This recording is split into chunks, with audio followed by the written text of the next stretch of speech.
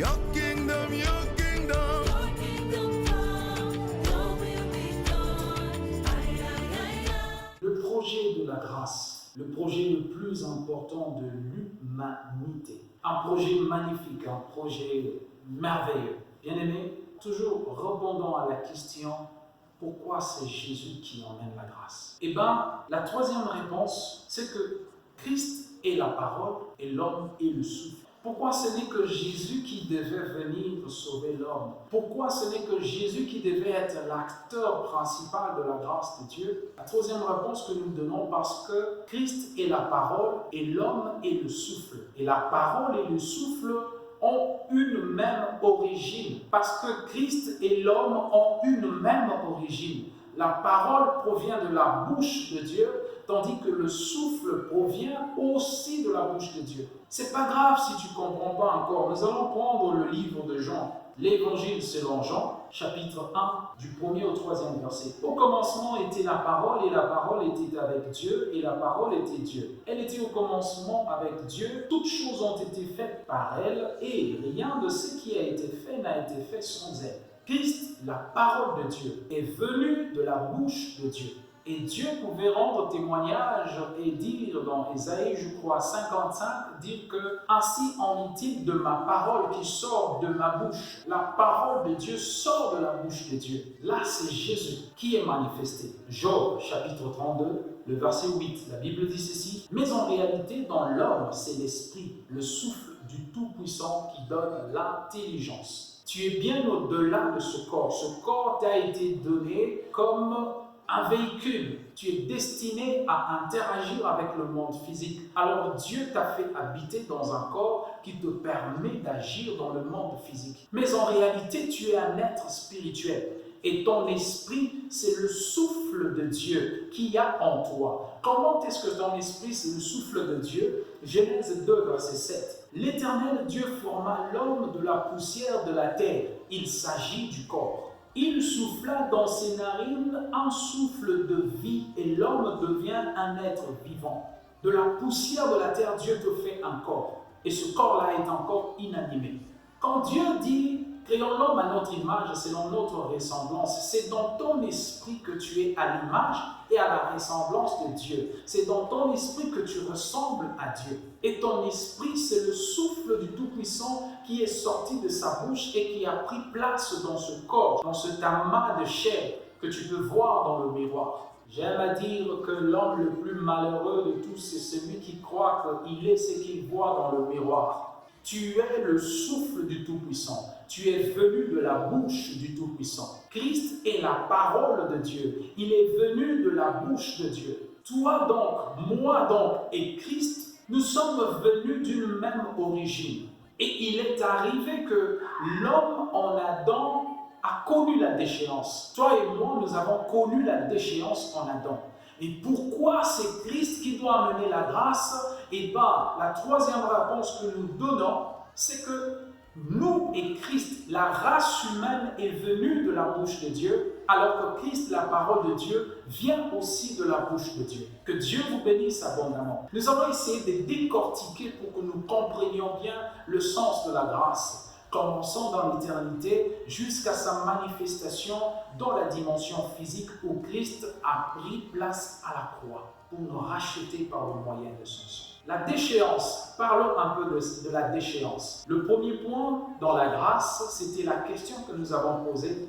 Pourquoi c'est Christ qui est venu emmener la grâce? Le premier sous-point que nous avons vu est que c'est parce que depuis la nuit de temps, c'est Christ qui est le responsable de la création parce que c'est par lui la parole que Dieu a tout créé. Deuxièmement, c'est parce qu'il a été prédestiné avant la fondation du monde à être l'acteur principal de ce plan du travail de la grâce. Troisièmement, c'est parce que l'homme et Christ sont tous venus de la bouche de Dieu. C'est dans ce troisième point où nous avons dit, c'est parce que Christ et l'homme sont venus tous de la bouche de Dieu que nous allons développer pour voir l'œuvre de la rédemption. Nous avons évoqué un point dans cette troisième réponse, la déchéance. Comment ça se passe? L'homme souffle du Tout-Puissant par son esprit, qui est le souffle même en lui, il est à l'image et à la ressemblance de Dieu.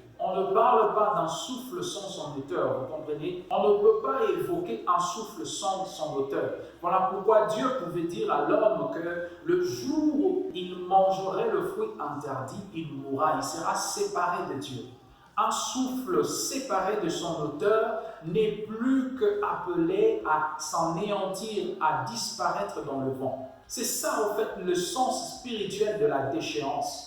Le lien se coupe entre l'homme, souffle du Tout-Puissant, et l'auteur même, qui est le Tout-Puissant, Dieu, le Créateur de toutes choses. Le lien a été interrompu.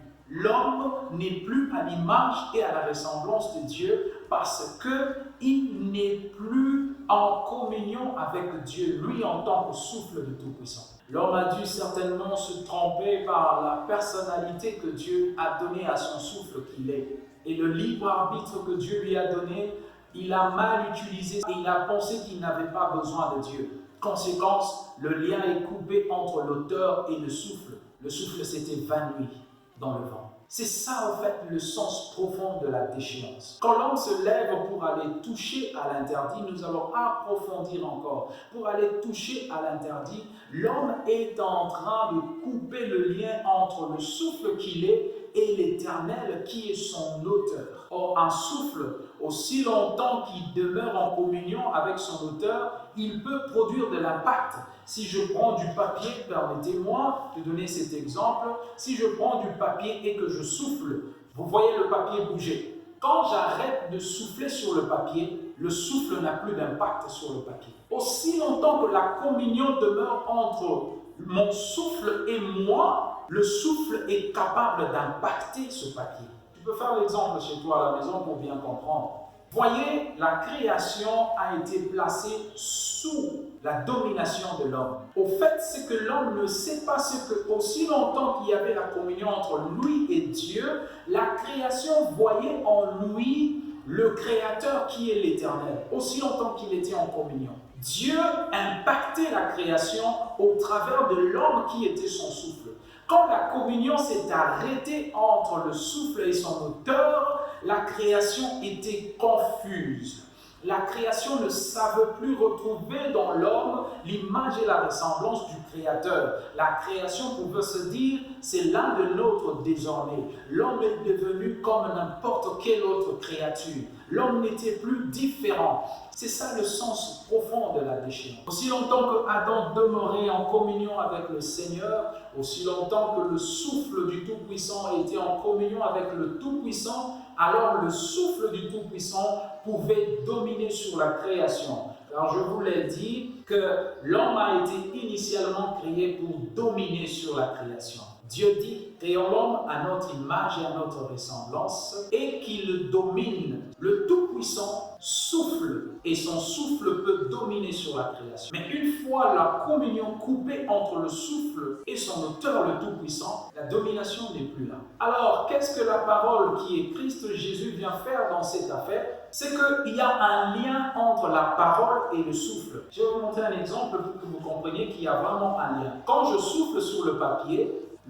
bouge. Mais quand je me mets à parler aussi sur le papier, vous voyez le papier bouger. Il y a donc un lien entre la parole et le souffle. Fais cet exercice chez toi pour que tu comprennes le lien entre le souffle et la parole. C'est que dans la constitution de la parole, nous avons le souffle. Vous comprenez? C'était nécessaire que la grâce vienne par Jésus-Christ parce que Jésus contenait en lui le souffle, la nature de ce que l'homme a perdu, de ce que l'homme devait à Dieu. L'homme est condamné, il a donc corrompu l'image et la ressemblance de Dieu qu'il avait en lui. Dieu lui a confié cela, mais l'homme l'a perdu. La parole donc vient à l'intervention du souffle parce que dans la constitution de la parole, le souffle fait partie. Essayons de voir. Dans la parole, on trouve le souffle, comme nous venons de le démontrer. Mais dans la parole, on trouve aussi des mots. Quand on mélange le souffle avec des mots, on obtient la parole de la manière la plus simple que nous puissions faire. Dans la parole, il y a le souffle et les mots. Les mots comportent la volonté de l'auteur, tandis que le souffle porte les mots. Christ, donc, la parole, contient en lui le souffle pour porter les mots, et le mot comporte la volonté de l'auteur qui est le créateur. C'est pour cela la Bible dit, c'est Dieu lui-même qui parle dans Isaïe 55 et il dit « pour accomplir mes desseins ». La parole vient pour accomplir mes desseins, pour faire sa volonté et pour accomplir ses desseins. C'est dans la parole qu'on trouve la volonté de Dieu. C'est dans la parole qu'on trouve le dessein de Dieu qui se trouve dans le mot. Et le souffle qui est dans la parole porte cette volonté-là, porte ces mots-là afin de le réaliser. Maintenant, regardez ce qui se passe. La dimension spirituelle de la grâce, dans le travail de la grâce de Dieu, voilà ce qui se passe. Christ arrive. La première chose qu'il fait, c'est que l'homme est éloigné de Dieu. L'homme est séparé de Dieu. L'homme est en problème avec Dieu. Il ne peut pas s'approcher de Dieu. Le lien est coupé entre le souffle et son auteur. Mais il y a encore le lien entre la parole et son auteur.